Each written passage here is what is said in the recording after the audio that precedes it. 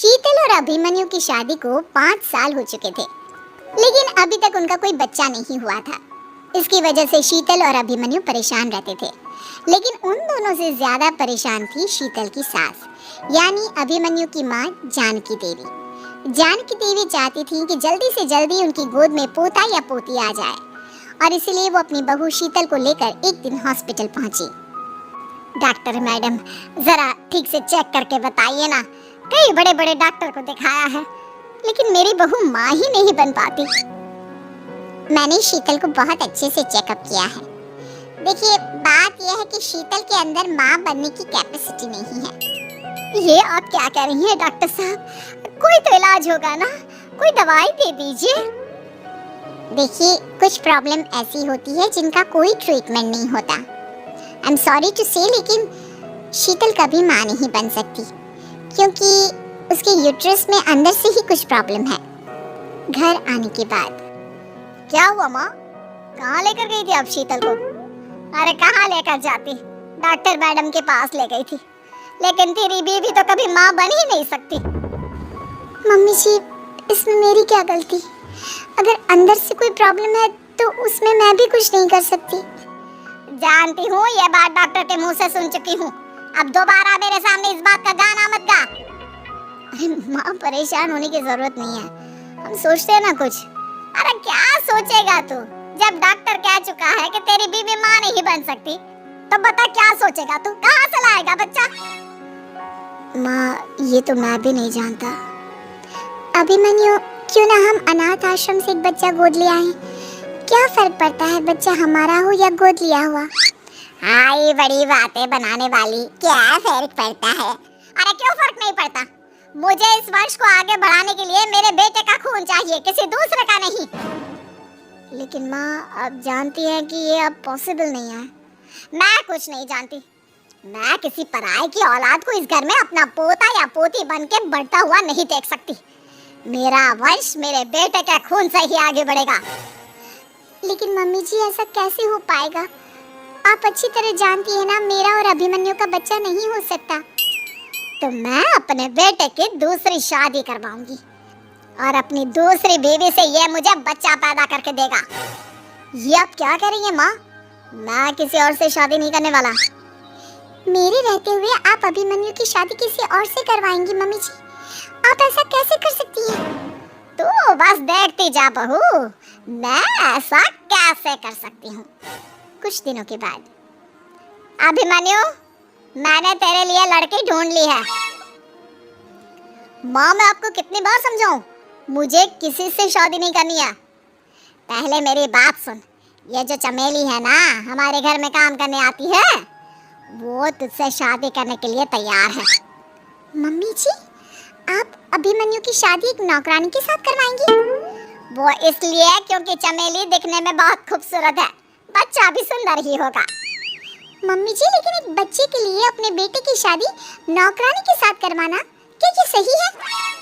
अगर अभिमन्यु ने शादी नहीं की ना, तो मैं अपनी जान दे दूंगी। अब देख लो, अगर तुम्हें अपनी माँ की जान प्यारी है, तो तुम्हें इस नौकरानी के साथ शादी करनी ही होगी। इस तरह जानकी देवी अपने बेटे अभिमन्यु की शादी नौकरानी चमेली के साथ करवा देती है। कुछ दिनों के बाद, नौकरानी से मालकिन बन के तो मजा आ गया, अब तो मैं इस घर की मालकिन हूँ। देखो, अपने आप को ज्यादा मालकिन समझने की कोशिश मत करो।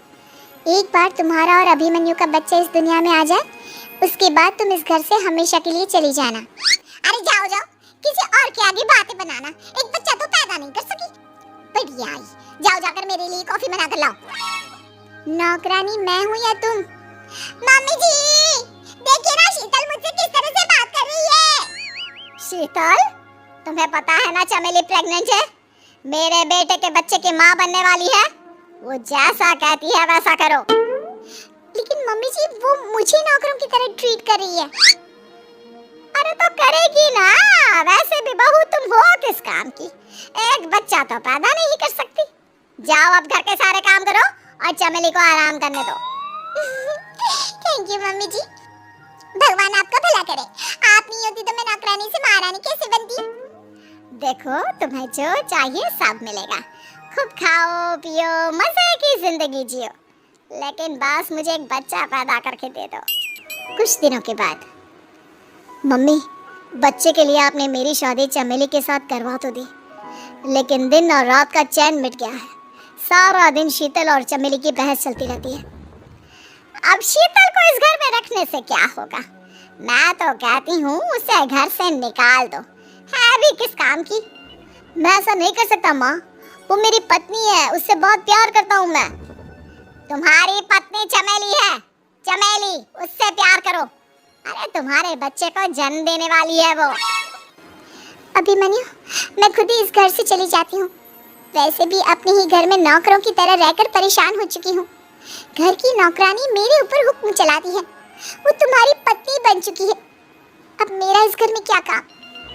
अभिमन्यु के बार बार रोकने पर भी शीतल उस घर से चली जाती है। कुछ दिनों के बाद चमेली एक बच्चे को जन्म देती है। भगवान ने मेरी सुन ली, मेरे बेटे का घर भर गया, उसका अपना बच्चा इस दुनिया में आ गया। मम्मी जी, बच्चे को हाथ लगाने से पहले मेरी एक शर्त सुन लो।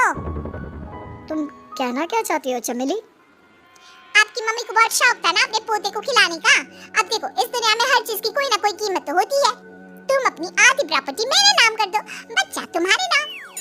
अरे लेकिन मैंने अपने बेटे से तुम्हारी शादी करवाई है, अब ये सौदेबाजी कहाँ से आ गई? जो औरत अपनी बहू को घर से निकाल कर एक नौकरानी के साथ अपने बेटे की शादी करवा दे, वो तो सौदेबाजी कर ही सकती है ना। उसका कैसे भरोसा कर सकते हैं?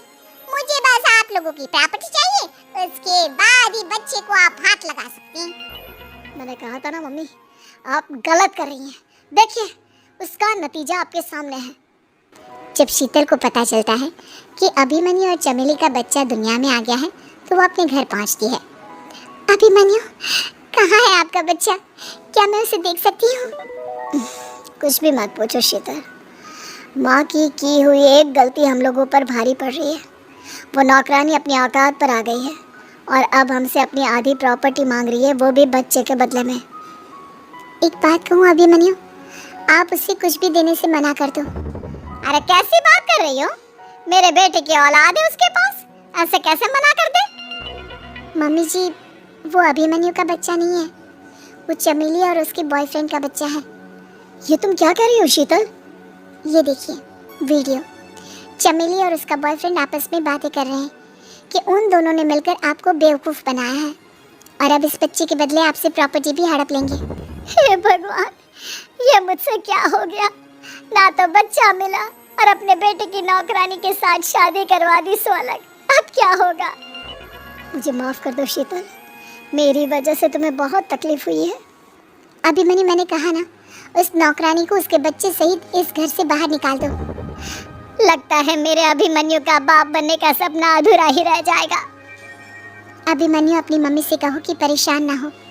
आपको याद है एक बार हम एक IVF सेंटर गए थे, मैंने फिर से वहाँ जाकर बात की थी और आपको पता है इस बार मैं प्रेग्नेंट हूँ, क्योंकि हमने वहाँ पर प्रोसीजर करवाया था जिसकी वजह से मैं प्रेग्नेंट हो गई थी और इस बात का पता मुझे बस कुछ महीने पहले ही लगा है।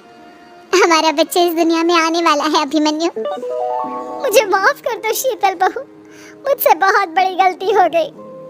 कोई बात नहीं माँ, लेकिन अब हमें उस धोखेबाज नौकरानी को इस घर से बाहर निकालना है।